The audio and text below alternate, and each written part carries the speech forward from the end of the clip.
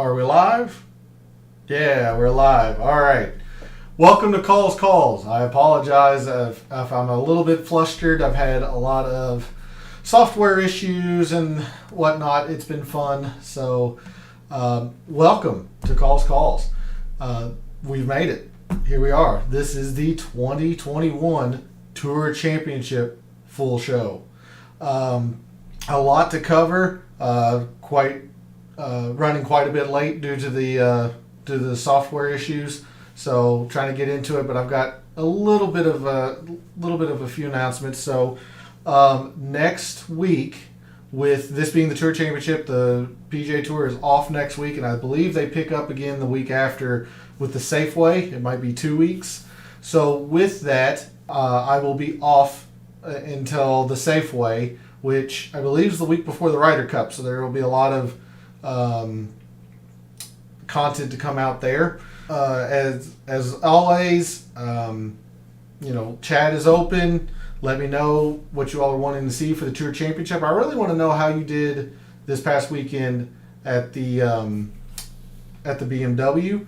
I was pretty successful with the outright betting card, even though I did not hit the winner. I had quite a few top 20s and such that come out profit even for not hitting a winner. And then DFS was fairly successful. Had a couple of very good calls, and I had a couple of awful ones. So it's the nature of the business. I'll own those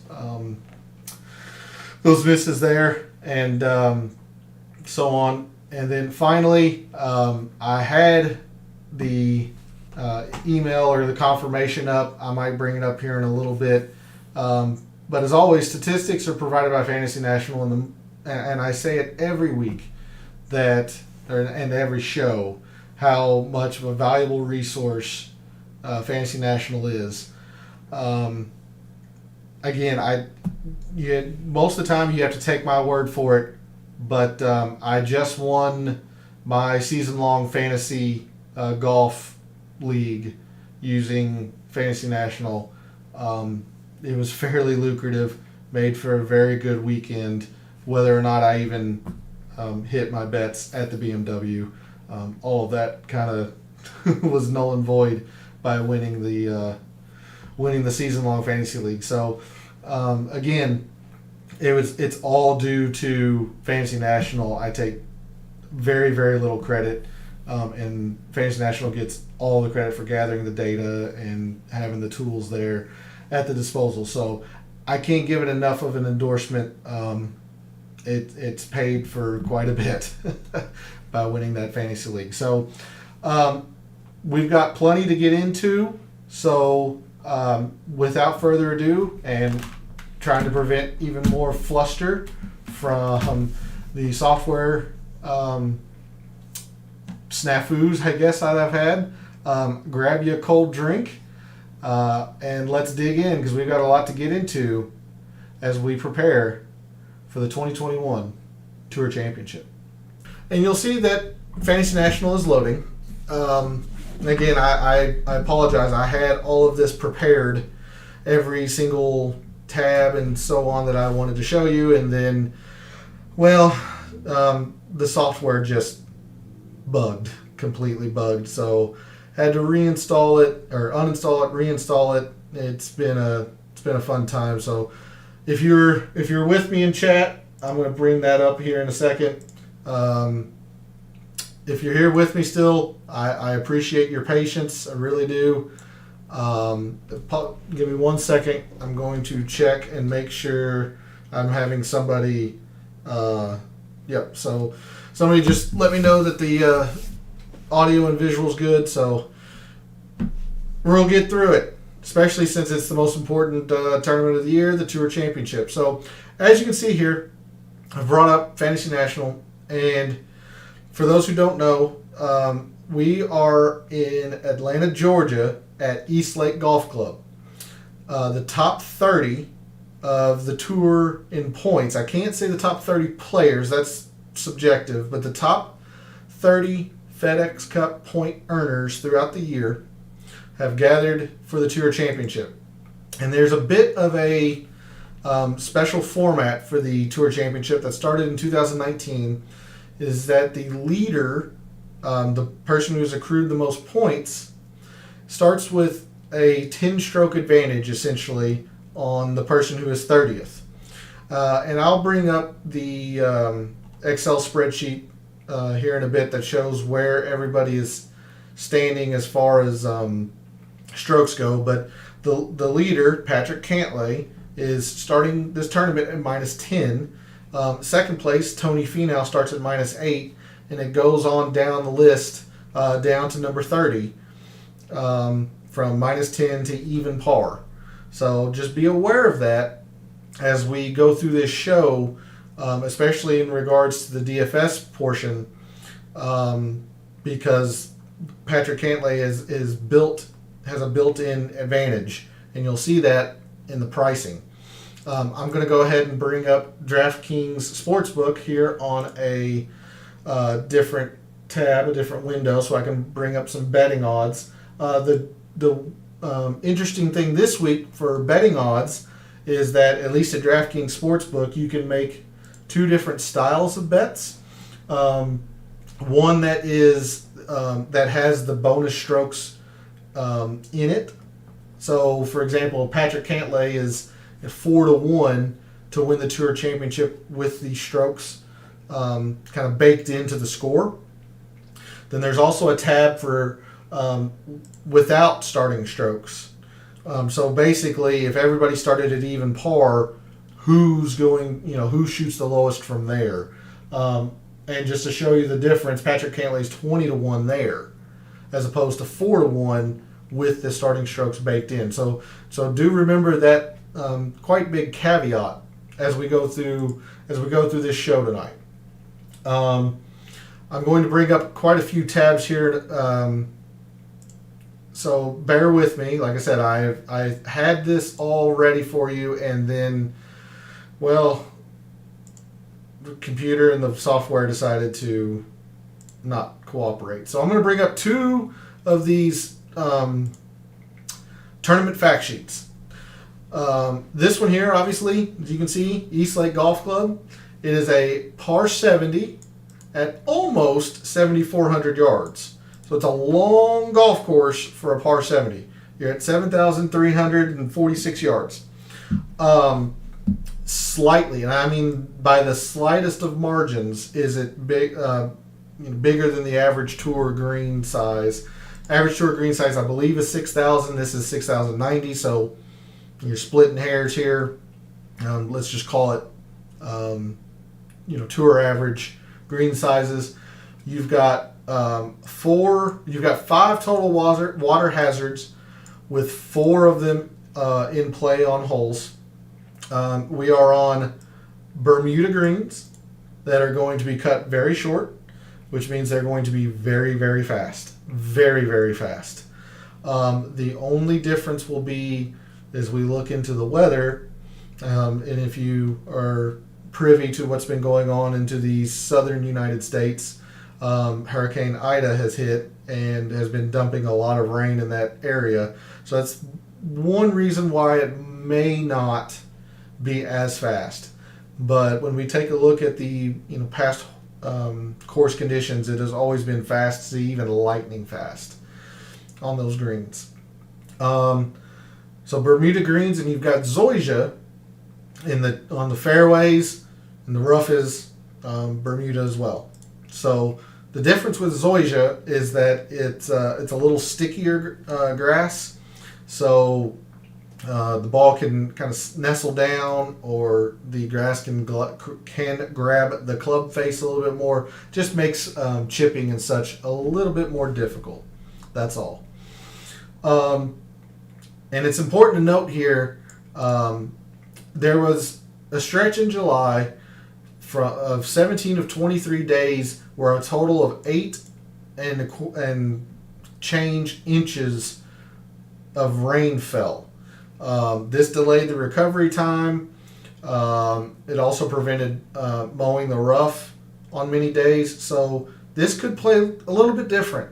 It's going to play softer, that's for sure, because of all the rain. But the rough's going to be more overgrown.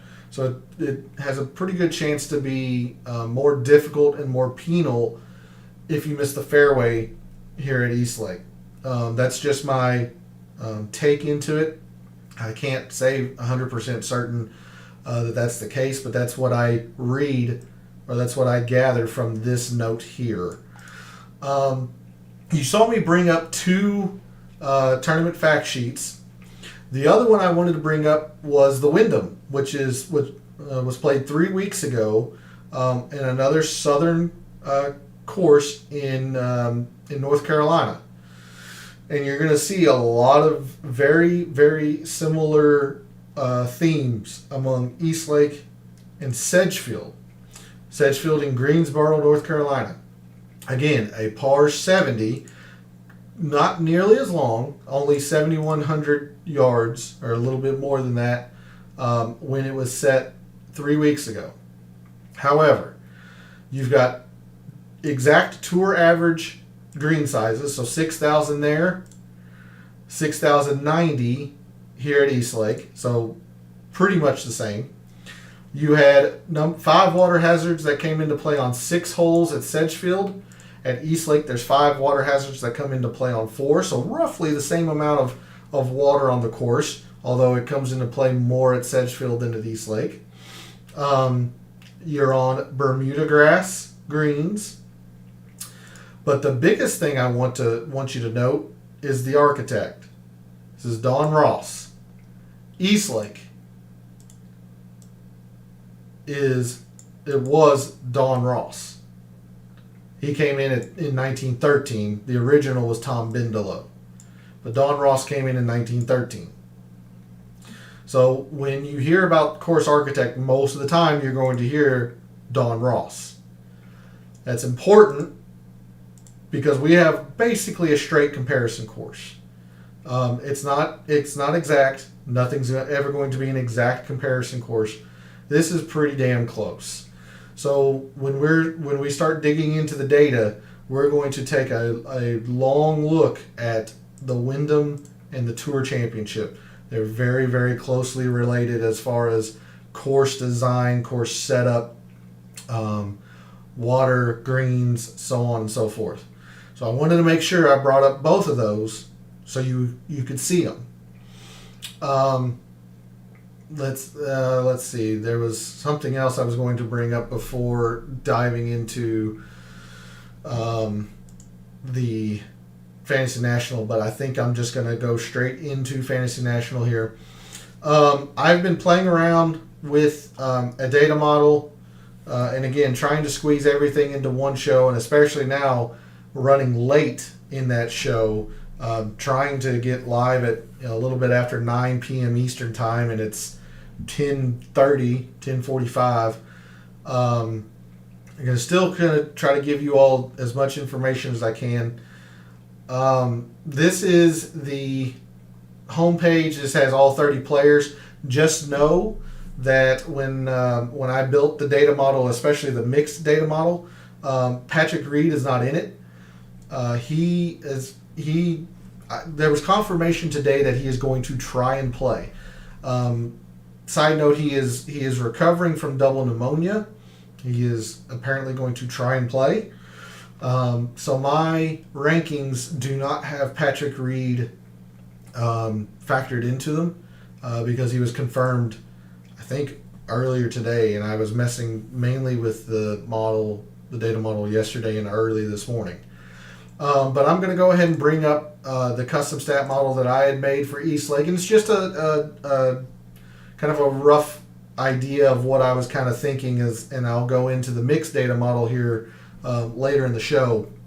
But here at Eastlake, when we dig into the data, off the tee is going to be somewhat important. Distance off the tee is going to matter a lot. The fairways are very, very hard to hit here at Eastlake, or at least traditionally have been hard to hit.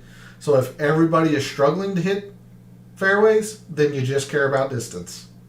Then you just want to see who hits it the furthest. So kind of 15% baked in there to the off the tee. Anyone who has followed me for any length of time strokes gained approach, I'm always going to value that the most. Putting is going to be very important this week.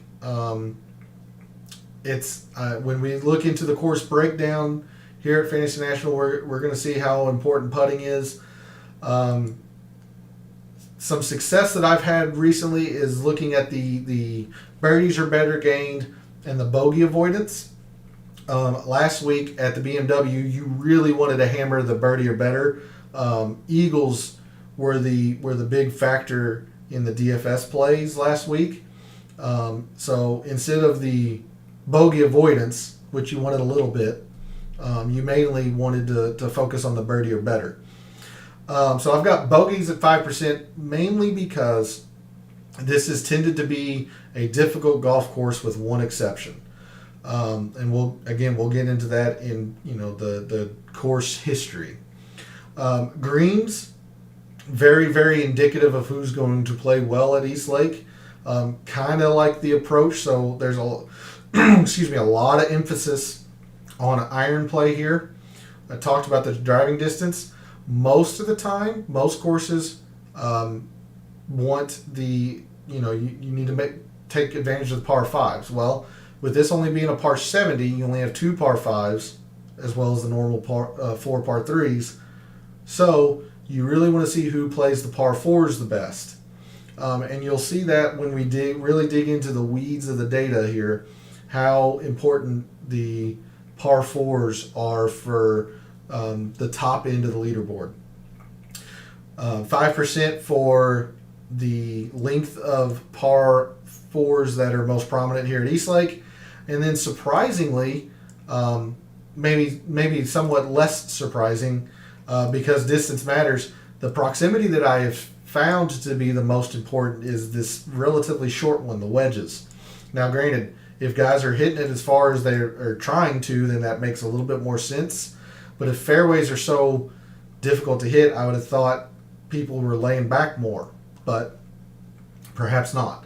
So that is what I've gathered here as a first run through, just to kind of get an idea of what the model is going to show, what it's going to spit out, so on. And in what we call the base model, Patrick Cantley comes out number 1. John Rahm second, Morikawa third, Answer and JT round out your top 5. Deschamps 6, Louis, Hovland, Connors, and Rory are the rest of the top 10. Something to note here, especially because we've put the emphasis on Don Ross, using these percentages, I want to see who has played well on Don Ross courses. And I don't want to spend a whole lot of time on this base model, especially since I've already built the mixed condition model. But I do want to show you how things change with all these filters applied.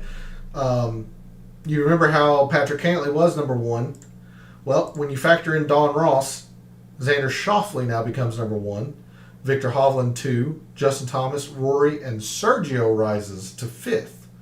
Sungjae, Billy Horschel, who was 30th, maybe 29th, without the Don Ross, is now up to 7th in the Don Ross.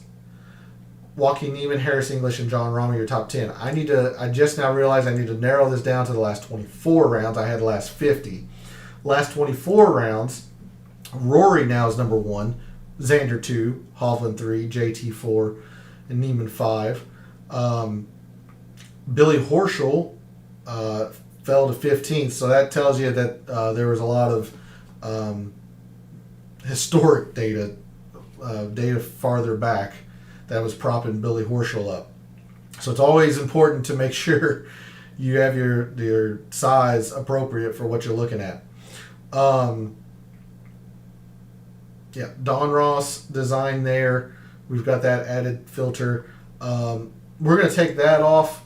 And we're going to go just on a pure strokes gained model here. Let's sort by Fast and Bermuda just to get an idea of who the good putters are. Sam Burns, in the past 24 rounds last 24 rounds, the best putters on Fast Bermuda Greens, are Sam Burns, Billy Horschel, Brooks Koepka, Daniel Berger, and Stuart Sink. And then English, Rahm, Sergio, DJ, and Jason Kokrak round out your top 10 for your top putters on fast Bermuda greens. We're going to keep this kind of this base model, if you will. Let's first look at this course breakdown for Eastlake. As we said, it's a par 70. You've got 2 par 5s that are certainly attackable. One plays a full half stroke under par, so if you're getting a par or worse there, you're losing a lot of strokes to the field. And then the 18th is certainly easy, but not necessarily as eagleable. It's a little bit less than 2%, whereas the very short par 5 is 3.5% eagle. So this is mainly why I haven't done much in the birdie or better.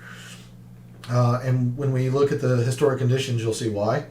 But the 2 easiest holes, obviously par 5s, attackable. But then, you got your pretty good meat of the course here. The first is the toughest hole is a very, very long par 4.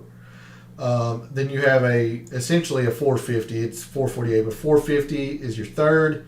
You got a 461 as the second. You got a very, very demanding, tough par 3. Another long par 4. So this is where the course is won or lost, or in these par 4s. As we scroll down here, you can see average strokes gained by top 10 finishers. Approach is almost always going to be the number one, but putting is almost as much as off the tee. That's pretty rare. That means putting is so very important here at Eastlake.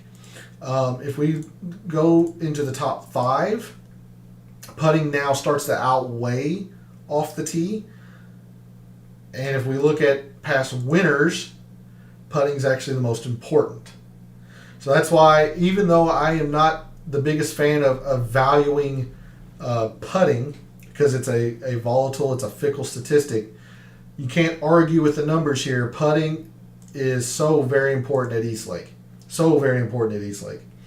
When we look here at the strokes gained by hole by par, par 5 still outweigh the par 4s for the top 10s. Top 5s starting to narrow. It looks like it doesn't, but it is starting to narrow. 0.1 to 0.15. And then winners, roughly the same. There we go. Now it changes. About the same, honestly. About the same distance. Maybe a little bit of increase. But the reason that I think par 4s are more important, we'll see in the strokes gained leaderboards as we go back in time here in a bit. There is no proximity graph here, which kind of stinks. I kind of like seeing that graph, but I'll show you why I think 125 to 150 is the most pertinent this week. As normal, there's 5 fairly lengthy par 4s and 4 between 400 and 450. So I put the 450 to 500 in there because it had the most. You can certainly argue 400 to 450, but again, I'm going to show you why I focused on this area here in a bit when we get into the historic leaderboards and strokes gained. Just a bit more information on Eastlake. Driving accuracy just under 55%, whereas the average tour is at 62%. So generally speaking, it's harder to hit the fairway here. Now, whether that means that guys are just trying to hit it as far as they can versus the fairways are difficult to hit, that's on a player-by-player basis. All you can look at is the percentage of guys that hit fairways here, and it's generally been low. The green in regulation percentage is lower than the average tour event because of the smaller-ish greens. Scrambling, therefore, is not as apparent. Less 3-putts per round because of the smaller greens. So guys are generally driving it further, but not as accurate. So I tend to think that guys are just trying to bomb it as far as they can. And because of the smaller-ish greens, which is a common theme among Don Ross designs, smaller greens, faster greens, undulating greens. Proximity to the hole is a little bit less than 27 here, and it's a little bit under 29 of the average tour event. So there is some course info for Eastlake. Come back here. Let's look at past course conditions and why I think things are going to play the way they do. So I'd mentioned that I was focusing on the bogeys as opposed to the birdies. Bogeys avoidant means that I generally think it's a tough course, whereas last week at Caves Valley, guys were teeing off. I mean, you had minus 27 as the winner. That's a laughably easy course. And I mentioned at the top of the show that with one exception that Eastlake generally plays tough. Well, the exception was last year. Now, round one, it was still difficult to hit the fairways, but it got easier as the week progressed, and the scoring relative to par was easy to average, or average to easy. Whereas here, 2019, it was average to difficult. 2018, more average and difficult. 16, 17, average and difficult with an easy round in there. So it is generally played on the more difficult end as opposed to the easy end. Certainly more average than normal, but that's why I wanted to look at the bogeys as opposed to the birdies, because it is tended to be on the more difficult end. Plus, with the new format of guys playing from behind, essentially, bogeys just aren't. I mean, if you're going to make a bogey, that's just basically it's so much more penal than it is normally. If you're starting the tournament 4 shots back and you get a bogey right off the bat, I mean, instead of being just 1 shot behind the leader because you bogeyed the first hole, now you're 5 shots back behind the leader. So every bogey is just that much more detrimental. So that's why I'm focusing on who avoids the bogeys the best, because bogeys are going to be, it's far worse to get a bogey than it is better to get a birdie. Hopefully that makes sense. A bogey is going to be like 2 steps back as opposed to a birdie being 1 step forward, I guess is the best way I can paint that. But again, hitting fairways has always generally been difficult. Last year being the exception. I mean, difficult, average, but the entirety of 2018 it was difficult all the way through. So hitting the fairways has always been difficult here. The green speeds have always been fast, and in 2019 they were lightning fast. So something to keep in mind. Winds have always been, calm to moderate, and of course we've established it's a Don Ross design. Let's get into the meat of the data. I mean, the real meat of the data, and what I've been focusing on a lot this week. And I'm going to bring up a couple of Excel spreadsheets here over on the side. Let's see, there's this one I want to bring up, and it's going to be kind of a crazy view because I'm in my web page view, so let me minimize that. And then I believe the other one is this one. Yeah. Okay, so let me minimize those real quick. I've got this set up a bit neater in the Excel spreadsheet, but of the guys who are playing this week, this is their strokes gained total, and in their finishes at previous tour championships. Your leader in strokes gained here at Eastlake is Xander Schauffele in the past 5 years. Can't argue the results. A win in 2017, 2 runner-ups and a tie for 7th. You've got Rory, who's pretty much right behind him. He's got 2 wins. No runner-ups, but a 7th and an 8th. JT plays well here. Rahm plays well here. Tony Finau. I mean, this should be no surprise. These are some of the best players in the world. Scotty Scheffler in his lone visit here last year, he was 5th. Colin Morikawa, his lone visit, was 6th. Brooks missed it last year due to injury. your defending champion, DJ. Three people that have not played East Lake in the past 5 years. Two are fairly obvious. Sam Burns' breakout this year. Eric Van Rooyen's another breakout, but and also an international who's South African. Stuart Sink. I would have said certainly in the twilight of his career, but he's certainly had a resurgence this year.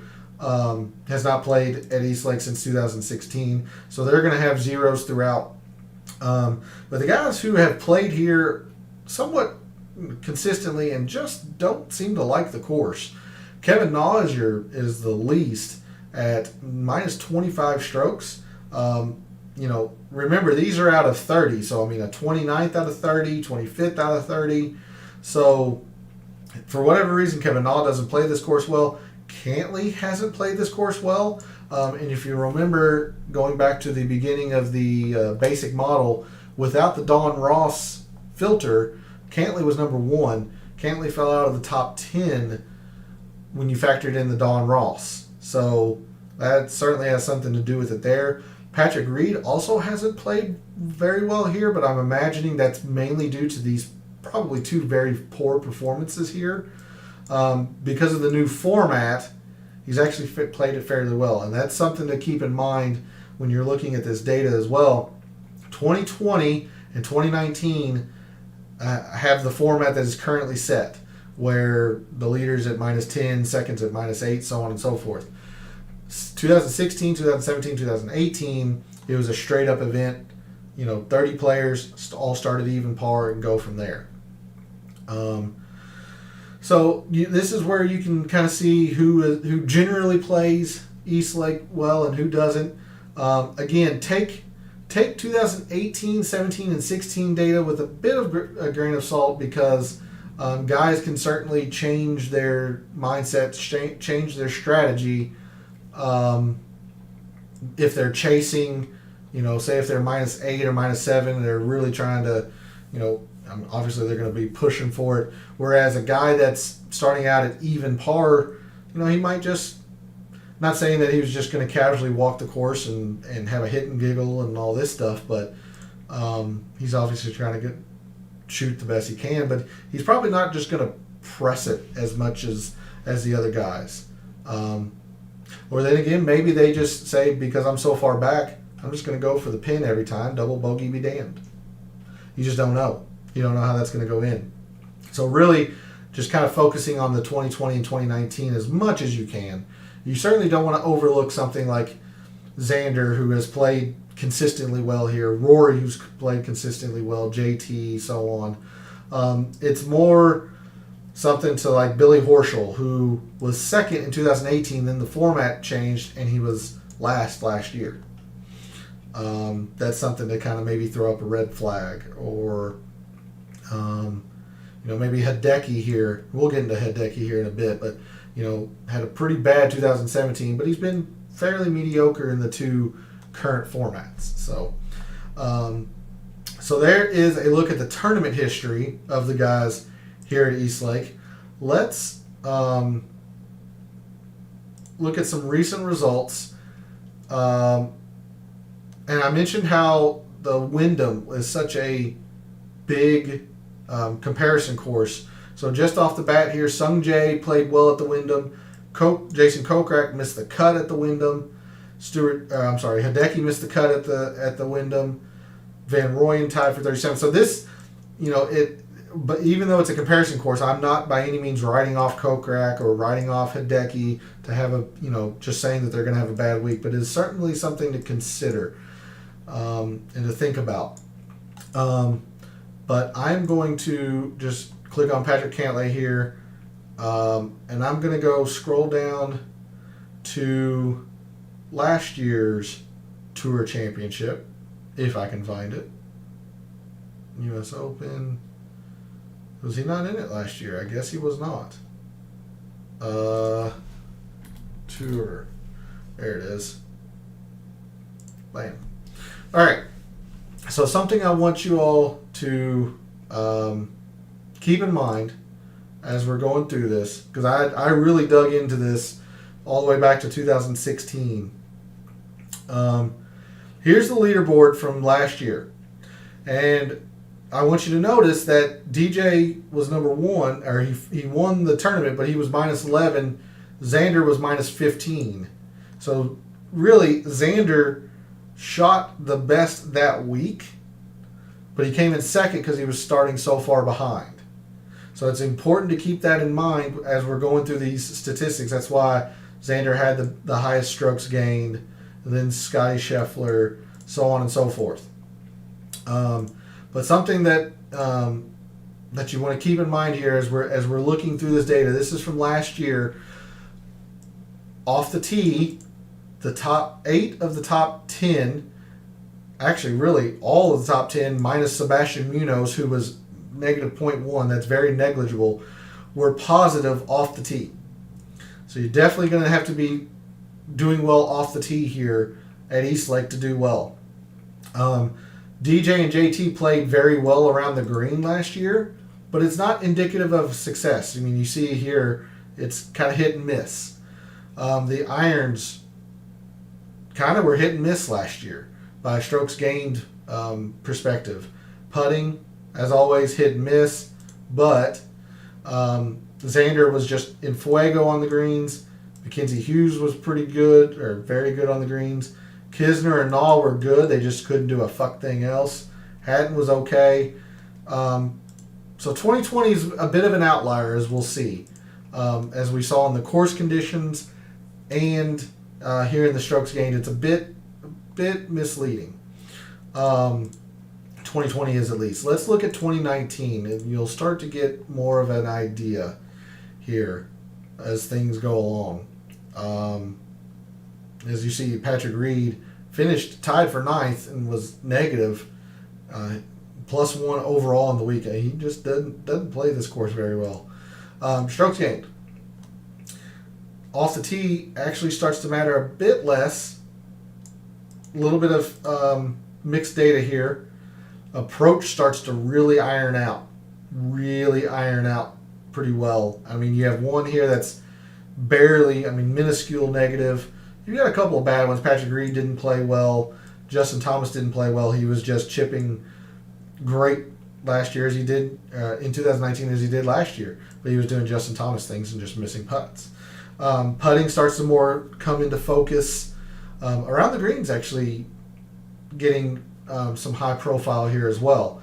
So irons and putting, a little bit around the green. Let's look at 2018, and yes, I know it's not the previous format, but it still shows who played the course well from a tee and an approach standpoint. This is 2018. I mean, you got the top 10, all positive in approach. You've got the top, 17 of the top 17, five were negative, and only Webb was deeply into the negative. You had other guys that were minuscule to somewhat bad, and then of course anyone who's in fuego with the putter is just going to win. I mean, Tiger Woods, Webb's generally a good putter anyway. Jason Day saved his tournament on the green, so like Kevin Nall couldn't do a fuck thing else other than putt.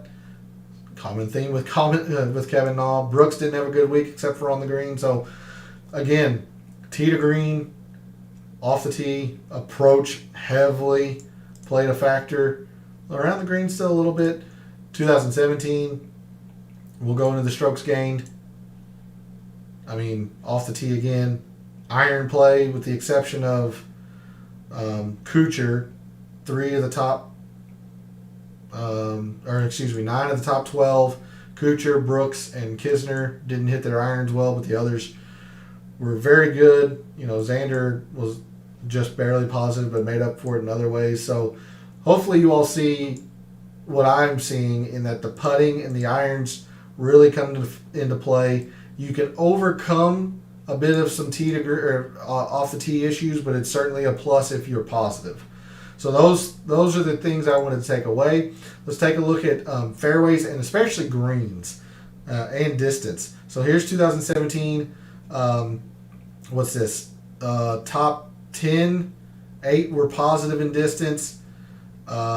Greens, what's this? 13 of the top 14 were positive. Only Spieth missed in 2017. So greens were a big factor in 2017. Let's go 2018. Fairways. So distance mattered a little bit less when Tiger won. He certainly wasn't short, but it mattered a little bit less. But you still had some fairways, and the greens were still so very important. Very, very important. Gary Woodland was the only one that was negative in the top, 16? 17, 18 or so, if you include Finau. So greens, so vitally important. 2019. Distance were the top 5 to varying levels. I mean, Paul Casey was barely plus, where Brooks was big plus in distance. But again, greens, high leadership, high finishes here at East Lake are greens. Hit your greens, hit your greens, hit your greens. And then 2020, I think this one still played out, but we've seen how 2020 was a bit of an outlier so far in the statistics. But even then, 8 of the top 10, 9 of the top 10 and the top 8. Rory being the only one that didn't gain in greens. And then last year, driving distance was a huge factor. So it can be hit and miss, but the commonality between all of these is greens. Hit your greens in regulation. Hit the greens in regulation. I'm going to skip birdies and bogeys gained. I'm going to jump straight to the par 4s and show you why I think par 4 is going to be more important than the par 5s and the par 3s. You look here. Last year, the top 11 players, only one was negative in the par 4s. And the reason why I focused on 450 to 500 as opposed to 400, 450, generally speaking, the top 11 guys here, even 12th, they were positive in this distance. You had Ron that struggled a little bit at this distance, but was spectacular from the shorter one. You had DJ that really struggled from this distance, was spectacular from the shorter one. So you definitely have to be good at one of the two, preferably both. Like Thomas was very good from this one, but bad from the shorter one. So you definitely need to have positive somewhere. Rory was good from both. Patrick Reed was good from both, and you had some high finishes there. Again, let's look at 2019. This par 4 efficiency, and you're going to see more of the same. Strokes gained par 4. Your top 10 finishers.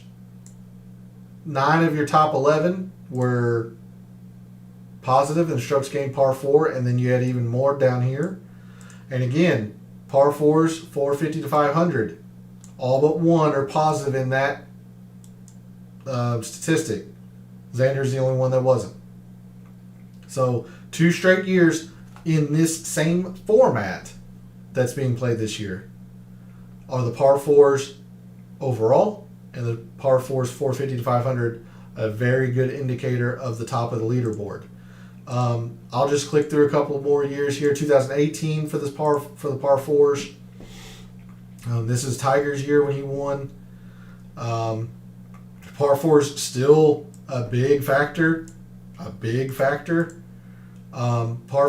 450s 500 a little bit less so. And I think I'm going to attribute that, more so to the format, where guys, because everyone started at even par, maybe they were a bit more conservative, or maybe a bit more aggressive. That kind of changes or skews the data away from the 2019 and 2020 data. But certainly the par 4s are still very important. And then you look at the 2017 par 4s.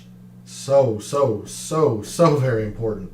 And then in 17, the par 4, 450 to 500s, they were very important. I mean, the guys who were astronomically good at those were at the top of the leaderboard. So that's why I'm focusing on the 450 and 500 range for Eastlake this week. Let's look at proximity lastly and see why I'm doing the 125 to 150. Certainly less confident in this than I am the par fours and the 450, but there is a general trend. Xander was pretty bad from this in 2017, but overall, most of the top of the leaderboard was good from that distance. We look at 2018. I'm pretty sure more of the same. So 125 to 150. Actually, two of the top three were bad, but you had Matsuyama, who was very good from here. The leader was good from here. So this one's a bit, volatile, bit hit and miss. Certainly not backing up the importance of 125 to 150 with that year. But here, you had 125 and 150 were both pretty good indicators here in 2019, and this was the first year of the new format. And then 2020, oh shoot, come here. And then 2020, proximity. Even though DJ was bad from, little negligible here, but pretty bad from there, the rest of your top of the leaderboard was positive in this range, negative in that range, and still, ended up being at the top of the leaderboard. So that's why I have focused more so on the 125 to 150, and I'm still not putting a whole lot of emphasis into it, but I am putting a little bit into the 125 to 150 because it has been at least a modicum of a dictator or a driver of success at the top of the leaderboard. So hopefully that gives you all an idea of my thought process and the data that I am seeing when we go to the mixed condition model of why I am valuing what I do. But that was a lot of the data dive show that I normally do. As part of the data dive as well, I'm going to run through some of these odds real quick. I don't want to hit on everybody, but with the bonus strokes factored in, your tournament favorite is John Rahm at 3.5, Cantley at 4, Desham at 5.5, and Finau at 7. Let me bring up the sheet that has. So let's see if you can see. Yeah. So there you go. There's is the leaderboard right now. You've got Cantley's in the lead at -10, Finau's at -8, Desham at 7, Rahm 6, Cameron Smith 5. So those are your top 5 in the FedEx Cup. Oh shoot, I clicked off. Sorry. Justin Thomas, Spieth, Answer, English, and Sam Burns are all at -4. DJ, Morikawa, Hovland, Louis, and Sungjae are all at -3, and so on and so forth. So when I say that, right now, DraftKings Sportsbook has John Rahm as the 3.5 to 1 favorite. They think that he's going to make up at least 4 strokes on Patrick Cantley throughout the week. Cantley's the second choice at 4 to 1. Desham is at 5.5 to 1. Finau's at 7. JT is at 16 to 1. I really stared at that number for quite a bit. Because we've established how much Justin Thomas loves this course. Spieth and DJ are 22, so on and so forth. So again, if you're in chat, by all means, let me know if you're wanting to know something specific about odds, with or without. I'll hit just the common stuff here again with the without. With the without. Wow, that's something I probably shouldn't say in a sentence very often. These are the odds that the starting strokes are not factored into the final score. And again, let me maximize this so you all can see it. Without the starting strokes factored in, John Rahm's the favorite at 6 to 1. Then you have Xander at 11 to 1. Rory at 12 to 1. DJ at 12-1, Justin Thomas at 14-1, Desham at 15, and Spieth at 16. So that is without the beginning strokes factored in. So they think Jon Rahm is he's at 6-1 to shoot the lowest score of the week flat out if everybody started at even. Xander's at 11, Rory's at 12, etc., etc. So we'll come back to that data sheet here in a bit, but I just wanted to make sure I did the due diligence of showing or giving some odds information there. I've certainly made a few bets this week, so yeah. I'm going to switch over now to not the Excel view, but the filters here. I'm going to bring up the Tour Championship Draftkings, because what you're seeing here on the screen is just the Tour Championship field. This actually has now the Draftkings loaded into it, as you can see the prices. I want you to note that it's only showing 29 entries. So again, just remember, these are not factoring Patrick Reed into them. I can just go by Fantasy National here. So this is without Patrick Reed factored into these rankings. Just keep that in mind. But if we go into using my custom stat model, the same percentages,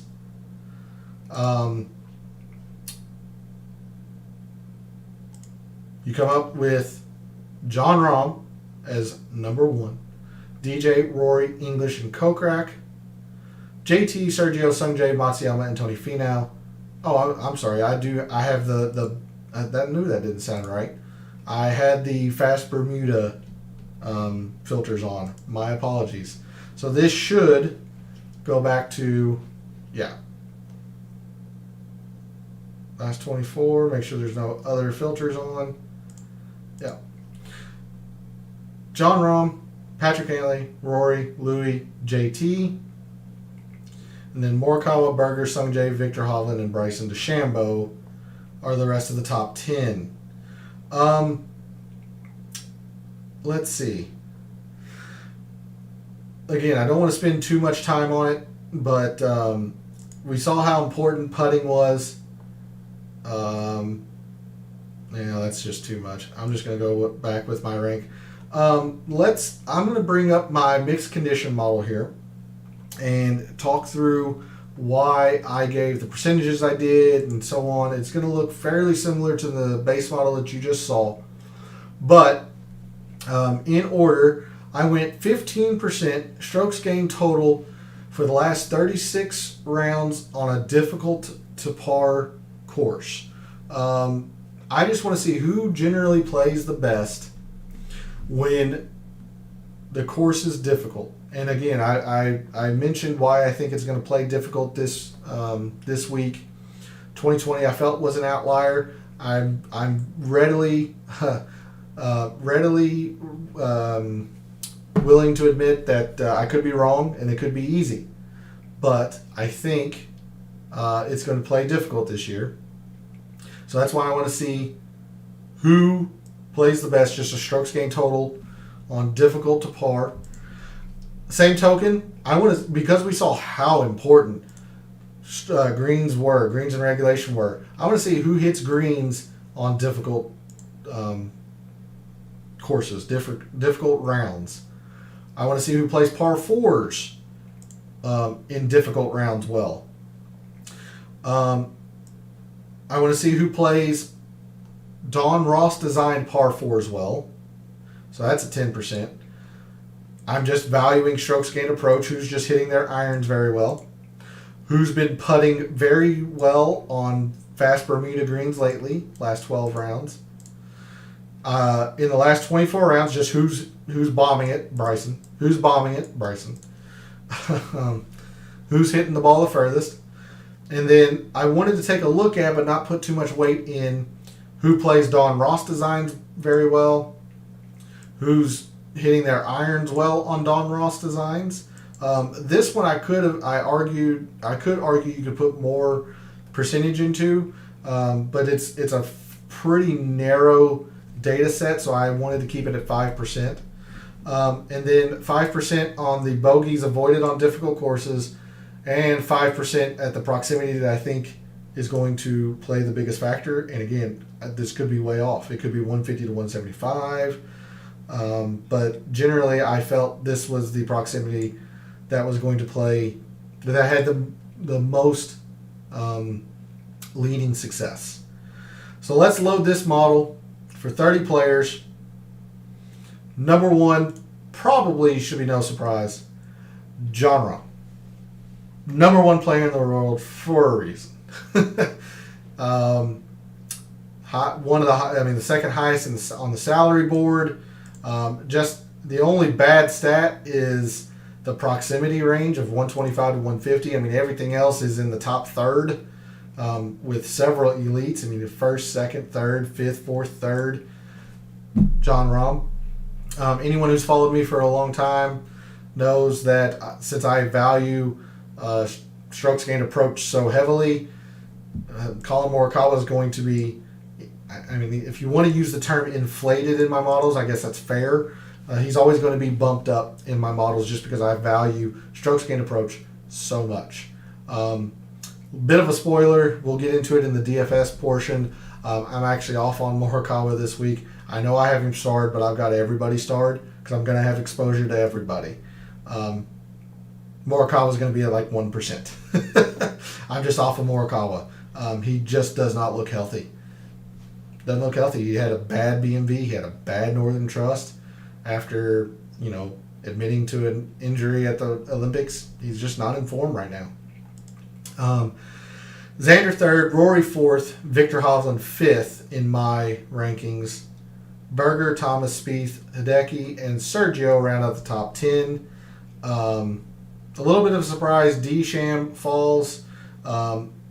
Bermuda is his favorite putting surface, so it's surprising to see that he's the one of the worst at putting. But Bermuda is one of his. I mean, it is his preferred putting surface. So, hey, and numbers don't lie, but I don't know. Something's just not clicking there for Desham. I mean, you can't argue the distance. Strokes gained total on Ross Designs is good. Just he's not been very good on fast Bermuda Greens. Just not very good putting in general. You got Corey Connors, Abraham Answer, Eric Van Rooyen. Number one is Billy Horschel. And we'll get into him here in a bit when we start going to DFS. I kind of like Billy Horschel this week. So there's my rankings in the mixed condition model. Hopefully I explained why I put the percentages and the thought process behind, the reasoning behind using the data, the metrics and the data that I did. I'm going to bring up Windfinder here. And we're going to look for Eastlake here in Atlanta, Georgia. And I believe it's close to the airport. I believe that's it right there. I'll know it when I see it. It's just a big rectangle of grass, essentially. No. Now I'm wishing I'd have typed it in. Oh, there's the peach tree. Well, you're all getting very familiar with Windfinder now. I'm going to scroll out. Let's just type in East Lake.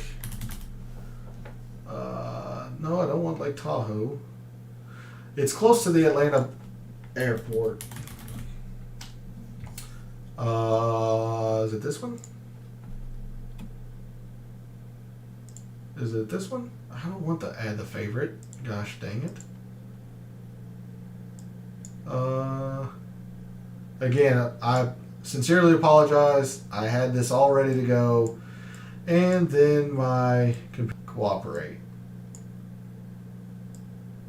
What was the other Atlanta airport? Is it this one?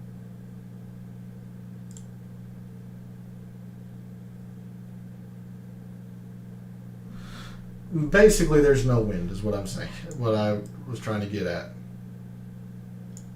I don't see much of wind being a factor this week. West side.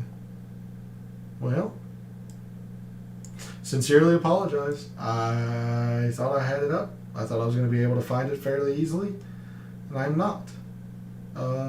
It was next to 70, 75 and something. 75 and something. Is that it? No. 75 and something. Now I'm getting irritated.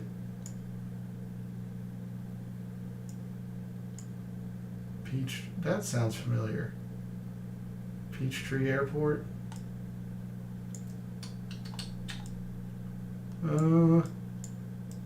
That sounds familiar, this Delta Peachtree Airport, for some reason. Is that it?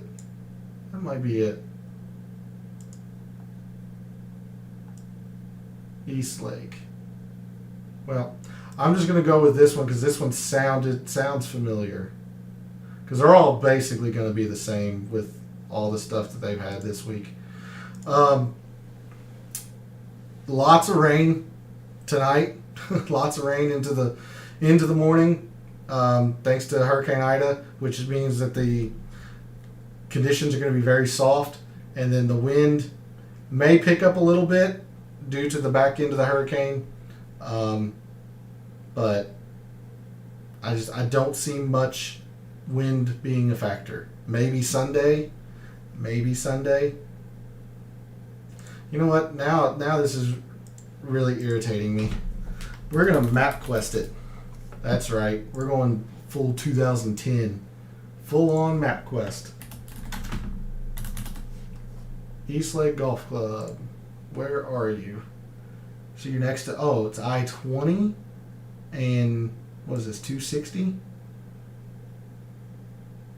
I-20 and Georgia 260. Help me remember that, chat. I-20 and Georgia 260. I just want to remove that. I-20 and Georgia 260.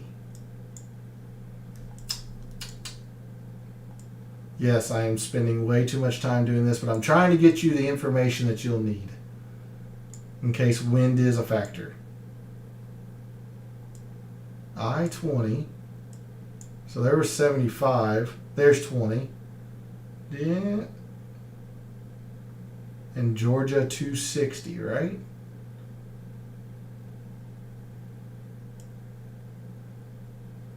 No. Georgia 155. Well, where's I-20?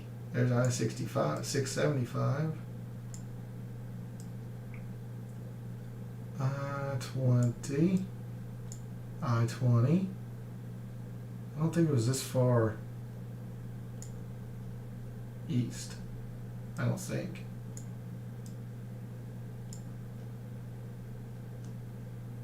Well, shucks. There's rubble rousing. Ugh. Alright, well, I'll put it in my social media. It is on Alston Drive. Yeah, I saw that on the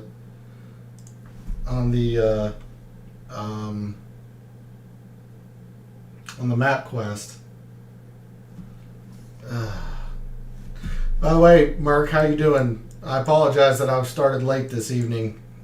Lots of computer issues. I wonder if I can just type in Alston Drive. Nope, I didn't think so. Alston Drive. I know it's close to I-20. College Park? Does that sound? That sounds somewhat.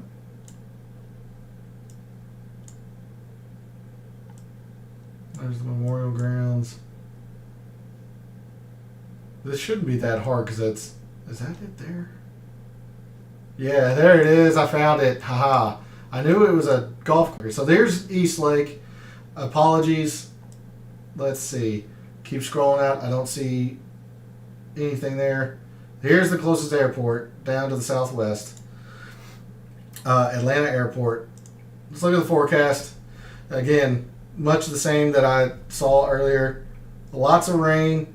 Tomorrow is going to be windy from the back end of Hurricane Ida, and then pretty nice looking week for golf. Thursday's supposed to be really, really benign, and then you get a little bit of kick up of wind Friday. Saturday, Sunday looks like it could be interesting with the gusts of wind, but I mean, other than that, I don't see anything here that says, wind's going to be a factor or anything. So, yeah, nothing there to take a look at wind wise. Merck, how'd you do it on your DFS this past week at the BMW? Because I was pretty proud of a couple of things I said, and then there were a couple of ones that I completely got wrong, i.e. Sam Burns. Sam Burns did not rate well in my model, and he goes out and blaze of glory. He's just lighting it up. So that was one that I got completely wrong. So how'd you do? I want to know. So I'm going to switch over here to Microsoft Excel view here, and let's try to get some lineups and stuff in here.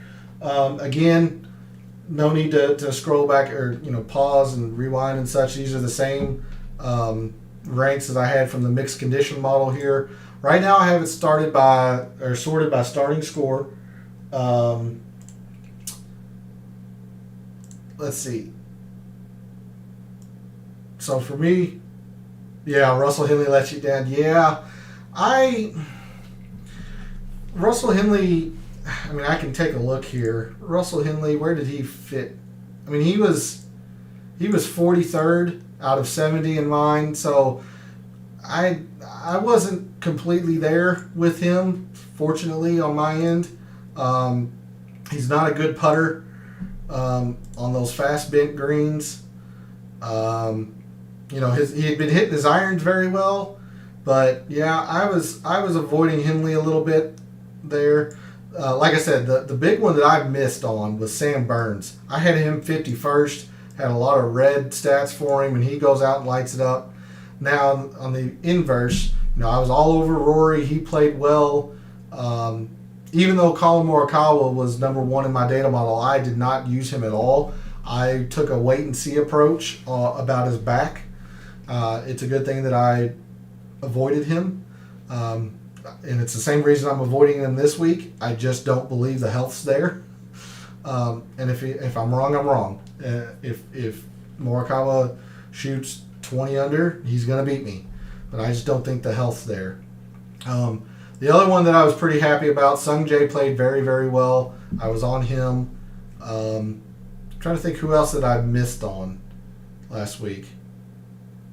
I mentioned Tom Hoagie for like 6,000 because Hudson Swafford was so popular in the 6,000s, and rightfully so. I mean, he had a top 20 finish. Yeah, absolutely. I appreciate you tuning in and taking my advice and applying it. That's why I always want to hear how you all do. That way I know what's working, what's not. And it's always fun. It's always fun to have a little bit of banter back and forth. Like, hey, dumbass, you played so-and-so and you called Sam Burns a suck and he played well. It's always just fun to have a little bit of banter. But yeah, I'm glad you played Sung Jae. I'm always a believer in that you want to be too early on a guy than too late. You want to pay the discount for when he's playing bad, and you have to stomach the times that he's playing bad when you think he's going to find form, as opposed to paying the premium Kind of like Russell Henley. Russell Henley had been playing well, so his price was a little bit inflated, at least in my opinion. So that's why I'm always going to be a believer on getting onto a guy too early. But let's come back to the Tour Championship here. I'm going to run through the tiers contests real quick for those who like to play that style of contest. So tier 1, you have Patrick Cantley, Desham, and John Rahm. How do I feel about Neiman? We'll take a look into it a little bit. Let me get through the tiers contests, and then we'll dive into some things that I think will be looked for DFS. And I'm assuming you're talking about a DFS standpoint, Mark, as opposed to an outright bet. That would be my. But here for tier 1, do remember in Draftkings contests the starting strokes are factored in. So Patrick Cantley is at -10, but he does not get points for 10 birdies. He's just at -10 in regards to the ending points for first place finish, second place finish, so on and so forth. So you have Patrick Cantley, John Rahm, and Bryson are in tier 1. I'm going to go with Rahm. You can certainly argue for Desham. I like Rahm. I just don't think Cantley does not play Don Ross designs very well. Indicated here. Where's the other one? Indicated here, 26 to 30 on par 4s on Don Ross. Total Don Ross. Patrick Cantley just does not play Don Ross designs very well. So I'm off on Cantley in a tiers contest. I'm going to go Rahm. Desham's not too bad either. I can get behind a little bit of Desham. Let me bring up the ownership projections here real quick. So of those three, you've got Cantley at 16%. You've got Rahm at 37% and Desham at 20%. Something also to keep in mind with these, the ownership projections, there's only 30 people. So these numbers are going to be inflated pretty heavily. So when I say Cantley's at 16%, that's actually a pivot right now. That's actually a pivot. But I'm still off Cantley, especially in a tiers contest. Tier 2, Tony Finau, Cameron Smith, Justin Thomas, and DJ. It's Justin Thomas for me. He has played East Lake tremendously well. He is the most chalky in this of those four. Don't care. Playing Justin Thomas without a doubt in this range. Or in this tier, excuse me. Tier 3, Spieth, Answer, Morikawa, Hovland, and Rory. I've already mentioned I'm off on Morikawa just because of the health concerns. Spieth's okay. I don't like Answer. He doesn't play this or the Wyndham very well. So for me, it's Rory and Victor. I tend to lean Victor just because he seems like he's going to be a little less owned than Rory. But I'm fine with either of those. Tier 4, English, Burns, Louis, Xander, and Brooks. Xander's the chalk. I'll take Xander. Him and JT, you cannot argue the success that they've had at this course. Can't argue it. Tier 5, Sungjae, Kokrak, Kevin Na, Scotty Scheffler, Matsuyama, and Berger. I'm always a Berger apologist. I just like his game. He does not have a weakness in his game. Sungjae, I can't get off this week. He's starting to round into form. For me, it's him or Berger. I don't mind Scotty Scheffler. I'm definitely off on Na, and I'm definitely off on Hideki, and I'll show you why when we start really digging into players. Tier 6, Connors, Neiman, Sink, Sergio, Billy Horschel, and Eric Van Rooyen. To me, it's Connors just because I'm an approach preference player. I actually don't mind Billy Horschel either. And it's basically right around this putting statistic. Neiman is okay in tiers. He is right now. He's sitting at almost a true pivot. He's at 15% 15.2%, 15.3%, so that's pretty low ownership. So there's one thing going in his bag right now, Murray. I've been having some terrible software issues. Putting is okay. He plays well in calm, which is fine. When you look at comparison courses, and I did this at the beginning of the show, and again, because you mentioned that you watch my videos later, and again, I truly appreciate that. I hammered this a little bit earlier. I brought up the tournament fact sheet for Wyndham and for Eastlake, so it's good to go back and check the similarities there. But Wyndham is a pretty darn good comparison course. He played okay there last year. Certainly didn't putt well, and these are fast Bermuda Greens at Sedgefield, the Wyndham, as they are at Eastlake. He does have a decent finish. He has made the cut every time, so that's something going for him. He's just been kind of volatile at the Wyndham. You know, the year he played extremely well, he just made every putt. His irons are generally pretty good anyway. But the 2 years he didn't play well, his irons just kind of left him that week. You know, if he'd have been his normal off the tee game there, you know, maybe he wins the Wyndham or at least top fives. At the price point of Joaquin Niemann, where is he in price point? 5,600. You could do a lot worse. You can certainly do a lot worse. Let me bring, and I hate to do this, but I'm going to keep switching back and forth between Excel and web page view. So, and I think I have this sorted by score. Yeah.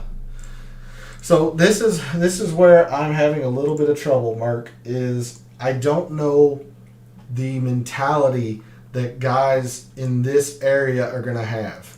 Are they going to come out? I mean, yes, they're going to try to shoot the best score they can, but are they going to come out and go, well, I'm 8, 9, 10 strokes behind.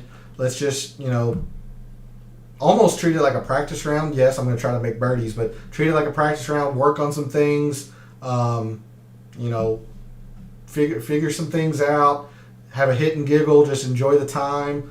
Conversely, or because I'm 8, 9, 10 strokes behind, I'm just going to go attack every single pin, double bogey be damned.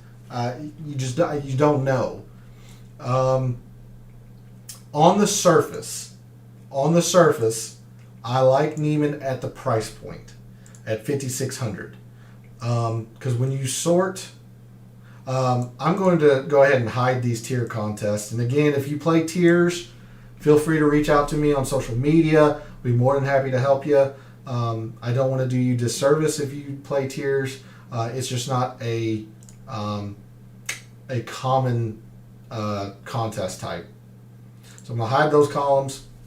And now I'm going to sort by price and get a gauge of, gosh dang it, who is around in his price point. Because I mentioned I like Billy Horschel.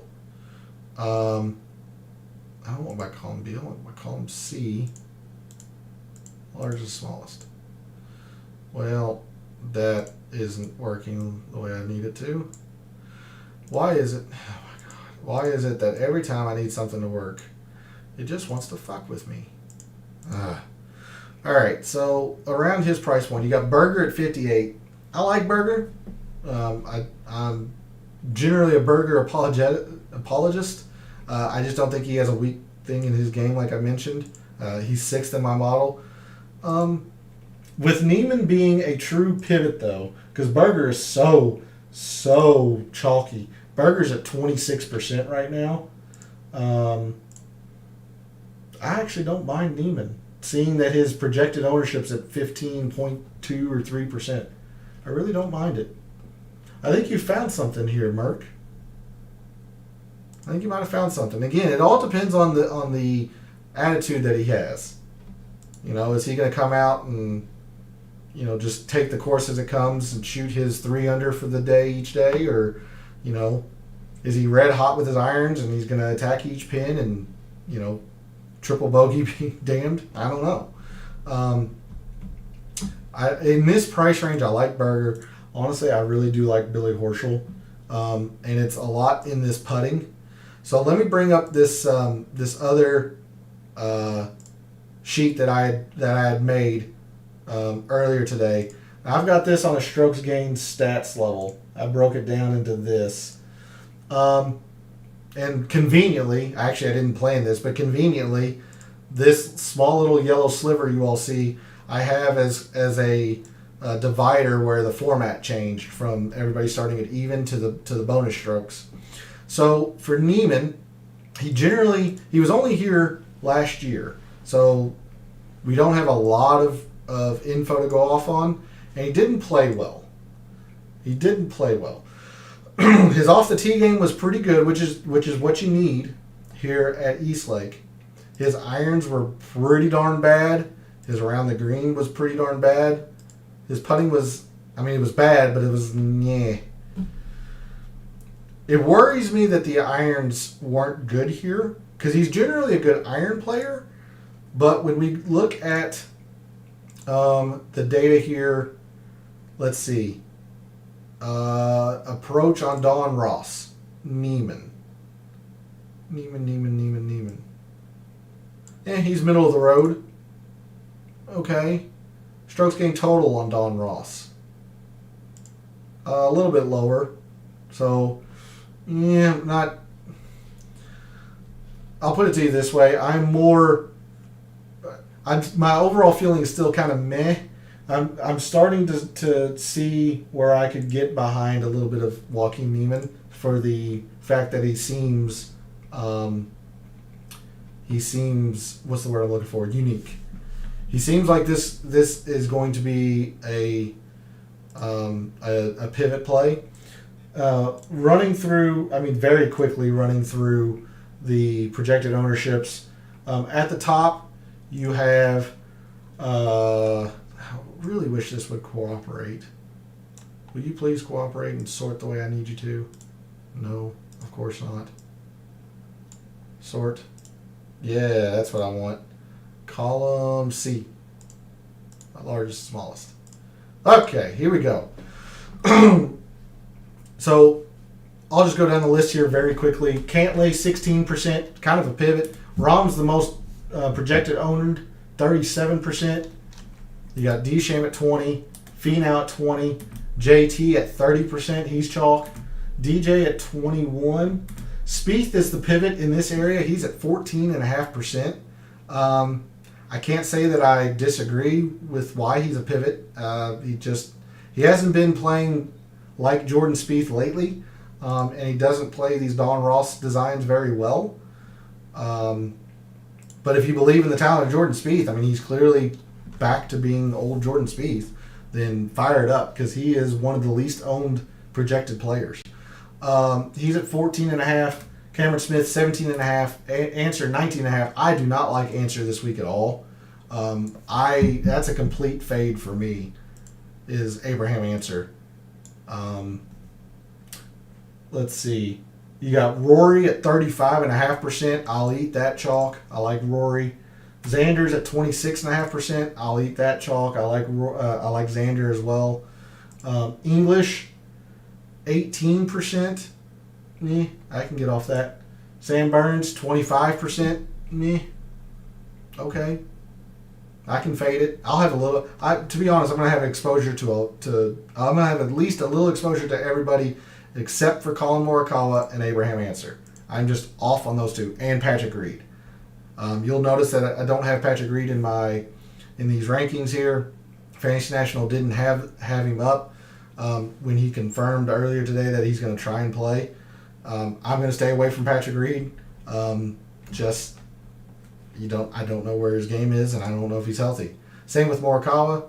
Same with Answer. Let's see. Morikawa's at 16.5. Hovland's at 21.5. He's not exactly a pivot, but I'm using Hovland whenever I can. Love Hovland this week. Brooks is at 20.5%. Like Brooks a lot too. He doesn't do Don Ross designs very well, but Brooks generally rates out pretty low in my model. The fact that he's 14th above average or above the midline tells me that something is keying in for me on Brooks this week. Call it a gut feeling. I like Brooks this week. So I've been around this point in the price board a lot. This 8,000 high sevens. Let's see. Louis at 17%, 17-ish percent. Okay. I can play him or leave him. Sung Jae, unfortunately, right now is at 31.5%. I love Sung Jae, but if he's at 31.5%, I might have to fade him a little bit. I was really hoping he was going to be more unique, but he is starting to play some very, very good golf. Very good golf. Scotty Scheffler's at 29%. If Sung Jae's at 31.5 and Scotty Scheffler's at 29, I'm going to play Sung Jae because I believe in him more, even though Scheffler ranks higher. Sung Jae doesn't have a bad stat to me, and he's in much better form. But that's just me. Matsuyama, I'm also off on. He's only at 20.5%. The reason why I'm off on Matsuyama, take a look here.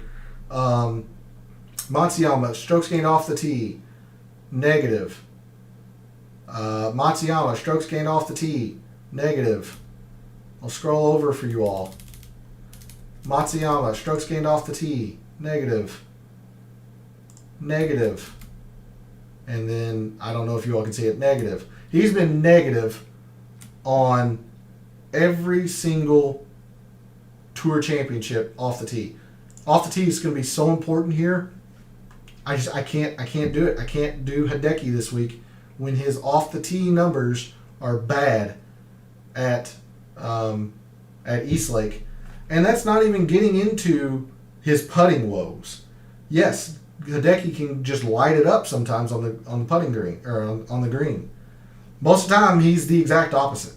So combine the fact that he's just not a good putter. Just call it what it is. He's not a good putter. And his off the tee game is normally his strength, and it struggles here at Eastlake. I'm off on Hideki. But the ownership is too high, but I don't think I can fade him. Yeah, Merck, I tend to... It's tough. It depends on what kind of... where you're trying to fit in a lineup. You know, are you throwing him in just because you're at this price point? Or is there a calculated decision of, all right, Sung Jae is in good form. He's played this course well. I think he can go low, but you're accepting the volatility. If you're accepting the volatility, because I think he's one of the volatile players this week. I think Sung Jae could go out and win an outright bet of the lowest score without strokes. I actually have that bet. Actually, I think I have a top 5 on him. That he is a top 5 player without strokes, or the beginning strokes factored in. Like he's just, he goes ham. If you're okay with that risk, then sure, play him. You're going to have to find your uniqueness elsewhere, which means you're going to be playing like Spieth, you're going to be playing Cantley, you're going to be playing guys, a little bit lower that we haven't quite hit on. Like, for example, Kokrak's at 13%. I wouldn't feel comfortable playing Kokrak, but, I'd like Kokrak more than Hideki, I'll tell you that. Connors is at 19%. Kevin Na is at 12%. He is the 3rd lowest owned right now in the field. And I understand why. I'm not going anywhere near Kevin Na. He is... If Hideki's bad just off the tee, Kevin Na is just bad, period, here at Eastlake. It's just bad. He's the worst strokes gained total player by far here at Eastlake. No one's even... I don't think anyone's negative 15. You got a negative 13 here. He is laughably bad. So... if you want some uniqueness, there you go. Kevin Na. I don't recommend it, but there you go. Berger, 26%. And, if I'm at this point in the price board, I'm going to have to probably play Berger. Neiman, you mentioned, Merck. Okay. I'm still kind of meh on it, but, more positive than negative. Just meh. I think he'll be okay. Sergio is at 20.5%. I'm okay. I'm okay fading that. I mean, he kind of pops in a couple of these models, but he plays difficult courses well. That's what I'll say about Sergio. He plays difficult courses well, so that's what's going for him. He's not been good on short game total, but he's good with greens on difficult courses. He plays Don Ross courses exceptionally well.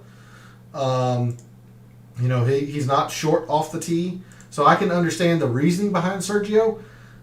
At 20.5%, I think I might have needed to see a little bit less ownership from him to go to really get onto the Sergio train. Stuart Sink, I've loved him all year. He's at 6.5%. Like, he is the least owned by far. I'm going to have exposure to him just because he's 6.5%. But, I mean, I don't feel great about it.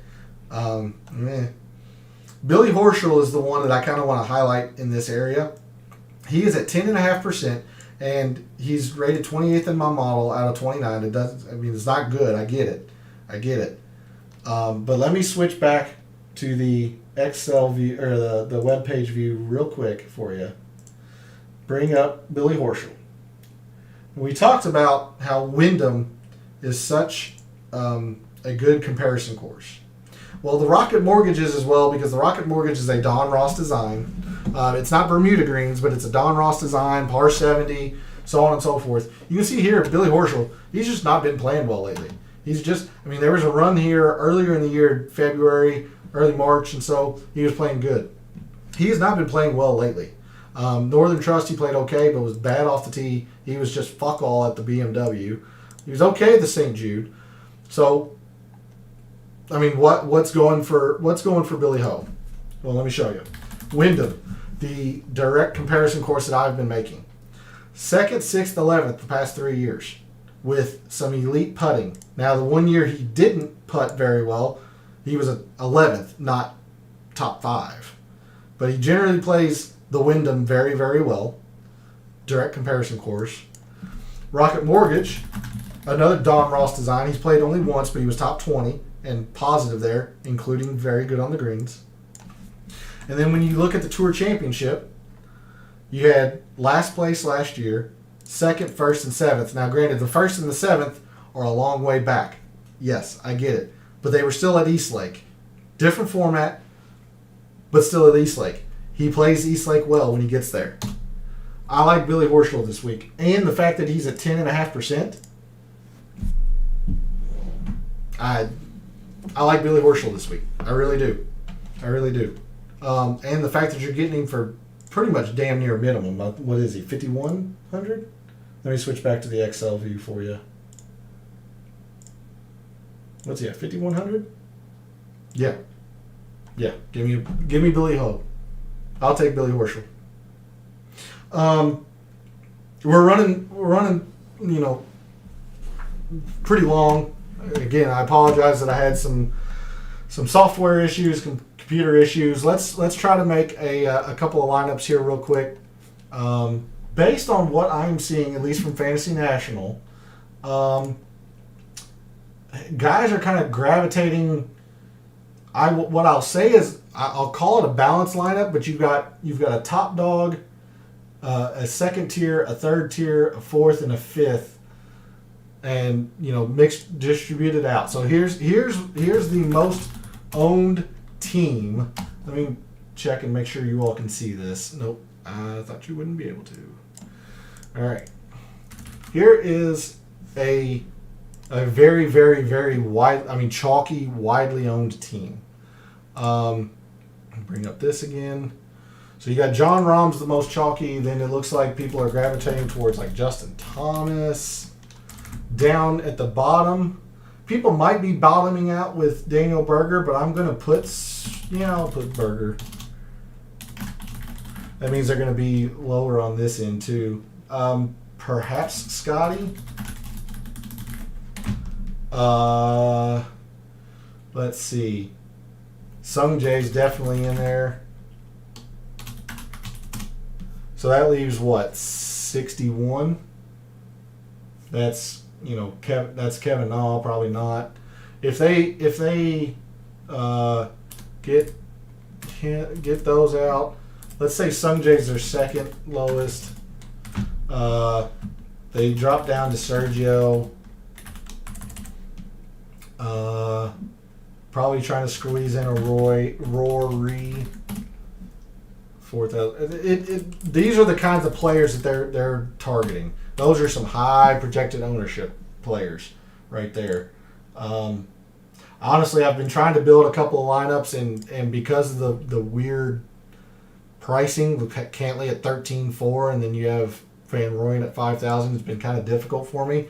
But this is the kind of lineup that I have been kind of gravitating towards. I'm definitely eating the chalk on Justin Thomas, and I've been really liking Billy Horschel. And of course, it would help if I could spell. Let's see. I'll throw in Neiman for you, Merck.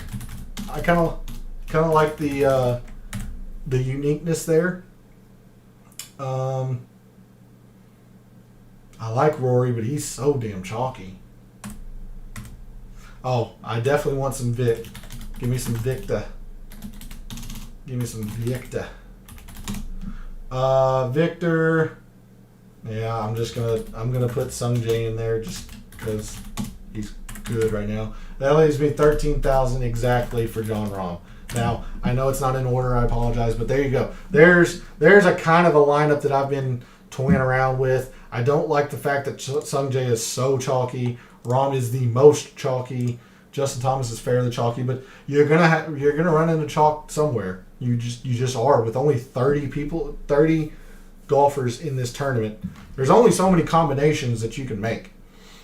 So you're really, really trying to find your advantage in your 2v2, 3v3s. And I think that's where Billy Horschel is going to come in. That's why I'm so high on Billy Horschel. He's a 10.5%. I understand that it's a very, very, very risky play. You got to take a risk somewhere. I'll take it on Billy Horschel. I'm going to put my flag on Billy Horschel, and I'm going to sink come Sunday. I've destined my fate to sinking on the Billy Horschel ship. But guys, that's going to do it. It's pretty late, at least here in the Eastern time zone where I'm at. Again, I apologize sincerely that it took so long to get live. Hopefully you check the show out after it's live, load it up into the YouTube channel. Appreciate all the support. I really do. Please reach out. Let me know how you do this week at the Tour Championship. I've got a few bets, and I'll put those up on Twitter. Reach out if you want some last minute suggestions. Absolutely, Mark. As always, I appreciate you coming back time and time again. Just a reminder to everybody, with the PGA Tour off next week, I'm going to be off as well. I won't be getting back until probably Monday night, as I'll be in Huntsville, Alabama this weekend. When the Safeway the week of the Safeway, I'll come back, and then the Ryder Cups is right after that, so there will be a lot of content to come there. Football season coming around. You're more than welcome to ask about fantasy football, but as I said in the intro, you need to take any fantasy football advice I give you with not just one grain of salt, but all of the grains of salt, because I am awful at fantasy football. I love it. I enjoy it. I like football. But I certainly have a favorite team, and I can't take the fandom out of me. And when you need to be objective, that's hard for me in fantasy football. So I'm going to mostly do just outright betting, spreads, maybe some prop bets here and there. But when I'm doing those shows, if you want to ask, fantasy football questions, by all means, I'll give you my opinion. So, but be looking forward to that with the NFL season coming up soon. Going to start looking into the outright betting market for the NFL. So with that, good luck with all of your PGA Tour Championship bets and DFS contests. Thanks again. Again, reach out. Let me know how you all do. So for this weekend at the Tour Championship and every other weekend, may all your bets be profitable.